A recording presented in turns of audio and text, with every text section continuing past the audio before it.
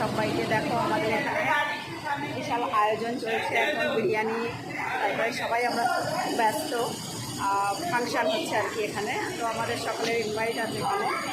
তো দেখো তোমাদেরকে দেখায় আর কি হালাত, এখানে আওয়াজ ক্লিয়ার আসবে না কারণ আমার ঘরের সামনে কাজও চলছে। তো চলো তোমাদেরকে সবাইকে একটু দেখিয়ে দিই।